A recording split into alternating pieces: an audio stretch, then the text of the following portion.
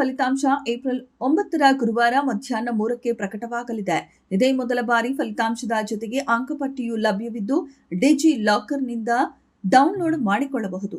ವಿದ್ಯಾರ್ಥಿಗಳ ನೋಂದಾಯಿತ ಮೊಬೈಲ್ ಸಂಖ್ಯೆಗೆ ವಾಟ್ಸ್ಆಪ್, SMS ಮೂಲಕವೂ ಫಲಿತಾಂಶವನ್ನ ರವಾನಿಸಲಾಗುವುದು.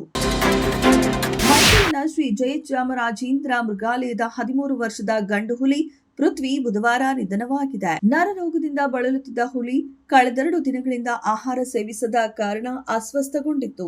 ವಿಶೇಷ ತಂಡದಿಂದ ಚಿಕಿತ್ಸೆ ಮುಂದುವರೆಸಿದ್ದಾದರೂ ಕೂಡ ಚಿಕಿತ್ಸೆ ಫಲಕಾರಿಯಾಗದೆ ಬುಧವಾರ ನಿಧನವಾಗಿದೆ.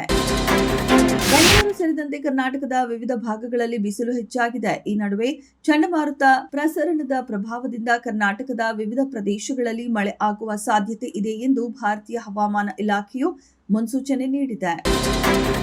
ಮೈಸೂರು ನಗರದಲ್ಲಿ ಮಾದಕ ವಸ್ತು ಮಾರಾಟ, ಸಂಗ್ರಹ, ಸಾಗಾಣಿಕೆ ವಿರುದ್ಧ ಕಠಿಣ ಕ್ರಮ ಕೈಗೊಳ್ಳಲಾಗುತ್ತಿದ್ದು, ನಗರದ ಮಂಡಿ ಮೊಹಲ್ಲಾದ ಡ್ರಗ್ ಪೆಡ್ಲರ್ ಇರ್ಫಾನ್ ಪಾಷಾ ಎಂಬಾತನನ್ನ ಸೋಮವಾರ ಬಂಧಿಸಲಾಗಿದೆ. ಇದುವರೆಗೆ 30 ಜನ ಡ್ರಗ್ ಪೆಡ್ಲರ್ಸ್ಗಳನ್ನ ಗಡೀಪಾರು ಮಾಡಲಾಗಿದೆ ಎಂದು ನಗರ ಪೊಲೀಸ್ ಆಯುಕ್ತೆ ಸೀಮಾ ಲಾಟ್ಕರ್ ತಿಳಿಸಿದರು.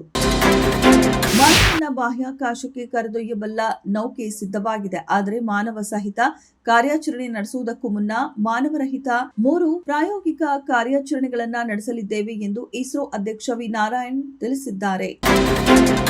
ಎಐಸಿಸಿ ಅಧ್ಯಕ್ಷ ಮಲ್ಲಿಕಾರ್ಜುನ ಖರ್ಗೆ ವಿರುದ್ಧ ಬಿಜೆಪಿ ನಾಯಕ ಛಲವಾದಿ ನಾರಾಯಣಸ್ವಾಮಿ ತೀವ್ರ ವಾಗ್ದಾಳಿ ನಡೆಸಿದ್ದು, ಅವರ ಹೇಳಿಕೆಗಳು ಮತ್ತೊಂದು ರಾಜಕೀಯ ವಿವಾದಕ್ಕೆ ಕಾರಣವಾಗಿದೆ. ಛಲವಾದಿ ಅವರು ಖರ್ಗೆ ಅವರ ಹಿನ್ನೆಲೆ ಹಾಗೂ ವೈಯಕ್ತಿಕ ವಿಚಾರಗಳನ್ನ ಉಲ್ಲೇಖಿಸುತ್ತಾ ಕಟುವಾಗಿ ಟೀಕಿಸಿದರು. ತಮಿಳುನಾಡು ವಿಧಾನಸಭಾ ಚುನಾವಣೆಗೆ ಇನ್ನು ಕೆಲವೇ ದಿನಗಳಿದ್ದು ವಿಜಯ್ ಅವರ ತಮಿಳಿಗ ವೆಟ್ರಿ ಕಳಗಂ ಪಕ್ಷಕ್ಕೆ ಚುನಾವಣಾ ಪೂರ್ವ ಹಿನ್ನಡೆ ಅನುಭವಿಸಿದೆ. ಚುನಾವಣಾ ಆಯೋಗ ಎಡಪ್ಪಾಡಿ ಕ್ಷೇತ್ರದಿಂದ ಟಿವಿಕೆ ಅಭ್ಯರ್ಥಿಯ ನಾಮಪತ್ರವನ್ನ ತಿರಸ್ಕರಿಸಿದೆ.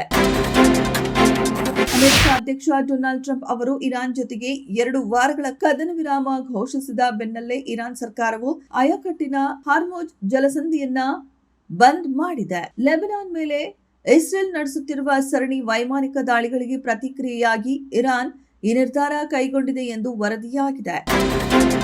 ಕನ್ನಡದ ಪ್ರಸಿದ್ಧ ಕೃಷ್ಣ ಅವರು ಪಂದ್ಯದ ಕೊನೆಯ ಓವರ್ನಲ್ಲಿ ಮ್ಯಾಜಿಕ್ ಮಾಡಿದರು. ಅದರಿಂದಾಗಿ ಗುಜರಾತ್ ಟೈಟನ್ಸ್ ತಂಡವು ಬುಧವಾರ 1 ರನ್ ಅಂತರದಿಂದ ಡೆಲ್ಲಿ ಕ್ಯಾಪಿಟಲ್ಸ್ ತಂಡದ ವಿರುದ್ಧ ರೋಚಕ ಜಯ ಸಾಧಿಸಿತು.